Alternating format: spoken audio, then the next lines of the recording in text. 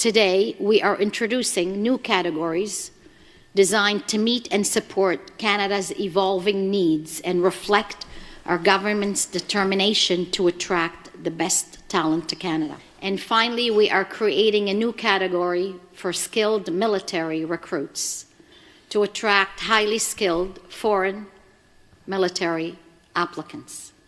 Eligible recruits with a job offer from the Canadian Armed Forces, including doctors, nurses, pilots, can be invited to apply for permanent residence. They will be subject to the same security and all military requirements.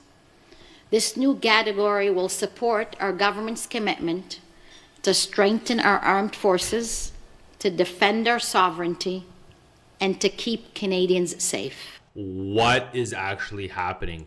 Like I am in shock. Like I'm actually in shock. It's disturbing. This raises so many questions that I personally I don't even know what to think. But today, guys, is Thursday, February 19th. My name is Miloš Krajčnik. This is Canuck News. I'm going to be rebranding to the Canadian Sovereigntist. I've just realized that I actively talk about Canadian sovereignty, so I'm going to rebrand from Canuck News to the Canadian Sovereigntist. Hope you guys don't mind that. But this is the story. I really tied up I managed to find the video to the article as well. But guys, yesterday we literally talked about how Canada's trying to rebuild defense capacity, sovereign defense capacity, guys. That's what yesterday's article was about. And we were told that we'd be creating 125,000 new jobs. And we were told that we're reducing reliance on the U.S. because everything's all about Canadian sovereignty, apparently, in the eyes of the Liberal government, Carney, is just doing everything to avoid the U.S., right? But today, we're being told that we need to change our immigration rules to bring in foreign military recruits, guys. We don't even have enough recruits for the military, but we're going to be creating a military industrial complex that's going to be employing 125,000 people. It's crazier than fiction. I swear to God, guys. It goes, the federal government is shaking up its main economic immigration program to facilitate the entry of high-skilled military recruits for the Canadian Armed Forces, part of Ottawa's renewed focus and spending push on the defense sector. On Wednesday, Immigration, Refugees and Citizenship Canada announced new categories for selecting immigrants via express entry, a points-based system that is the main entryway for skilled workers seeking permanent residency. Among the changes, Ottawa will bring in highly skilled foreign military applicants recruited by the Canadian Armed Forces in roles such as military, doctors, nurses, and pilots. The government did not publish any targeted numbers of military recruits from this new pathway. I'm going to stop right here, guys, because I think that we have a mouthful of talking points that we need to address here, because we were told yesterday that we are rebuilding sovereign defense capability, guys. And now we're altering immigration pathways to import military personnel. This is telling you something, guys. If your military is short 12,000 personnel, like the Canadian military is, the first obvious question should be, why are Canadian citizens not filling in these roles? Is it pay? Is it retention? Is it morale? Is it culture? Is it recruitment standards? Is it we've completely negated and avoided military doctrine for like 50 years and the new generation just doesn't care? Is it that? Instead of fixing domestic recruitment and retention pipelines, guys, we're adjusting immigration categories. This is substitution. And there's a serious issue with this, is that they don't publish what the target numbers are. So if you're restructuring immigration for national defense, how many recruits are we talking about? Is it 50? Is it 500? Is it 5,000? Is it the 12,000 gap that we have? Because if our current military active personnel is 67,000 and we're short 12, and you add the 12, you're looking at 79,000 total. Then we'd be looking at a solid like 15-20% of military personnel would be immigrants trying to get citizenship. Guys, Without the numbers, this is optics, and sovereignty requires clarity. The Immigration Department is also creating categories to recruit researchers and senior managers with the Canadian work experience, as well as applicants with experience in transport occupations, including pilots, aircraft mechanics, and inspectors. By refining express entry to focus on the skills our communities truly need, we are strengthening our labor market, supporting provincial priorities, and ensuring newcomers can contribute from day one, Immigration Minister Lena Metleg-Diab said in a statement. The announcement was made just the day after Prime Minister Mark Carney unveiled his $500 billion defense industrial strategy, which aims to increase Canada's sovereign capabilities and reduce reliance on the U.S. in the midst of a trade war and President Donald Trump's repeated threats to make Canada part of the U.S. The federal government data from March 2025 showed that there were 65,700 regular armed forces members and 23,450 primary reserve force members, 12,350 short of current overall targets. The CAF is particularly short of fighter pilots, according to a September 2025 report from the Department of National Defense that evaluated the retention strategy of the CAF. Category-based immigrant selection is a relatively new method of granting permanent residency through express entry systems. Before, successful applicants were selected solely based on their scores, which took various factors into account, such as individuals' Canadian work experience, proficiency in English or French, and level of educational attainment. However, in 2023, IRCC started to invite candidates with specific skills and work experiences in fields that the government deemed had a labor shortage. The switch to category-based selection has been contentious, with some immigration experts arguing that strong candidates are often bypassed in favor for people with lower scores but desirable work experience in the government's eyes. Guys, I'm going to stop right here, because what they're really trying to do is they're trying to create an immigration system as a defense tool. And this is a very serious thing that they're trying to do, because the express entry system was built for economic migration. Now it's being used as a military staffing mechanism. This is a complete structural shift, and it's a category-based selection, which is already controversial in and of itself.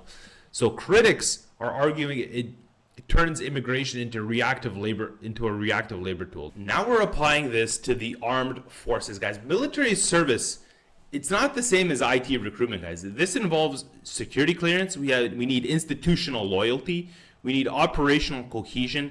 We need a long-term retention, and we need cultural integration as well. So what are the service obligations that they're talking about? Are these recruits required to serve a minimum number of years? You know, what happens if they leave after securing their permanent residence? How are we going to tie them in? What safeguards are in place, guys? A military, it's not a gig economy. It can't function that way. So we can't just be bringing in people and saying, hey, go serve our military. It's like in the Roman times or the Eastern Roman Empire, better known as the Byzantine Empire, they would just bring in people from all over, basically like mercenaries. Hey, go serve the military, and then we'll give you citizenship, right? It's not a gig economy. You can't bring in people to do a 2-year sprint in the military and then give them permanent residence or citizenship. If sovereignty is the objective, as is stated by Mark Carney, the recruitment mechanism must reflect that seriousness, guys. So in 2025, IRCC data showed that prospective immigrants who are fluent in French were granted the highest number of invitations for permanent residency compared with people with recent work experience in Canada. Those in healthcare or the trades, the successful French-speaking candidates tend to have much lower scores than those recruited through other categories. Foreign medical doctors with at least 1 year of Canadian work experience are another key group for recruitment. In December, the Immigration Department created a new category for international doctors already working in Canada. The first selection of medical doctors will take place in the coming days, Ms. Metleg-Diab said in Wednesday's press release. The federal government began tightening immigration rules in late 2024 after years of rapid population growth, owing primarily to a sharp increase in the number of international students and temporary foreign workers coming to Canada during the pandemic years. Ottawa is aiming to reduce its temporary resident population, which currently hovers at about 7% of the total population to 5% by the end of 2027. Come on, guys. Seriously. IRCC recently suspended multiple immigration streams, such as the home caregivers pilot program as dedicated immigration pathway for child caregivers and personal support workers. Starting this year, the government also suspended the sponsorship of parents and grandparents of Canadians for permanent residency, a popular family reunification program that had been around for decades. Guys, we need to stop here because this is a strategic contradiction that's going on. We're building a sovereign defense industry, right? But today, now we're importing sovereign manpower. Like, what? You can't claim defense independence while buying F-35s from the U.S., relying on foreign-built submarines, and restructuring immigration to fill personnel gaps. They're all over the place. They're not cohesive in anywhere in this entire plan. This is dependency management, guys, that we're looking at. This isn't sovereignty. If Canada wants a sovereign military industrial complex, the foundation must be domestic. That means domestic recruitment, domestic retention, domestic offers to training, domestic pilot pipelines, and we need a long-term national service culture. Everything needs to be done Canadian. If you have recruitment problems, we need to figure out a way to recruit Canadians.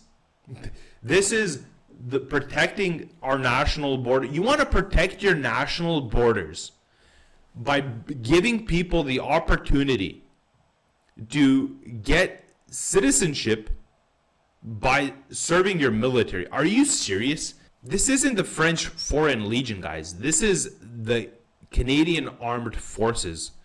Otherwise, this is just going to become a reactive Patrick layered over procurement announcements. And guys, and this isn't institutional rebuilding. It's just not. Why this really matters to Canadians is this isn't about opposing immigration, guys. It's about coherence. If sovereignty is the theme, the policy architecture must align with it. A nation that wants strategic independence cannot outsource its manpower foundation. Steel matters, production matters, but manpower and loyalty, they literally matter just as much. If we are serious about sovereignty, we need to build from within, guys. The base needs to be a loyal base of Canadians that love Canada. If we are improvising, then we're just importing and adjusting. That's the line we're walking right now. We're walking a tightrope. This is all I have for you guys today. Hope you guys liked today's episode. Please like, share, and subscribe. Leave some comments in the comment section below. Please let me know what you guys think about giving immigrants the potential to get permanent residence or even citizenship by serving the military. Please let me know. Stay informed, stay curious, and God bless Canada. This is Canada. Maple syrup and La Cabate.